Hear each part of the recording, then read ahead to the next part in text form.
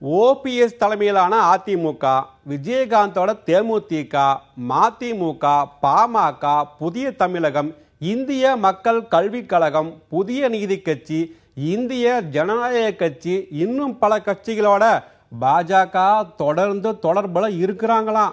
வலுவான கூட்டணி அமைய வாய்ப்பு இருக்குதுங்களாம். பாஜகவுக்கு எதிரான அணியை உருவாக்கணும்னு சசிகலா தலைமையிலான அதிமுகவும் திமுகவும் கடும் முயற்சி எடுக்கிறாங்களாம்.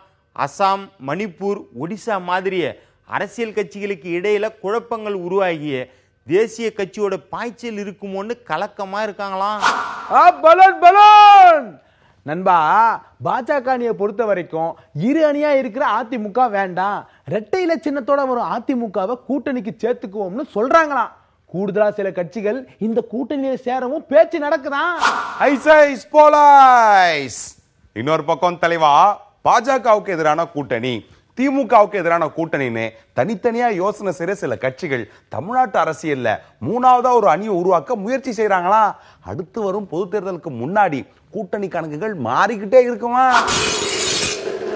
ஐயா, மக்கள் தமிழகம் கட்சி, தேசிய ஃபார்வர்டு பிளாக் கட்சி, சமத்துவ மக்கள் கட்சி, இன்னும் பல குட்டி குட்டி கட்சி தலைவர்களை தேசிய கட்சியில சேர்த்த மாதிரி பொது தேர்தல் நெருங்கும் நேரத்துல பெரிய கட்சி தலைவர்கள் சிலரும், திரை நட்சத்திரங்கள் சிலரும் தாமரையில ஐக்கியமாக வாய்ப்புகள் அதிகமா.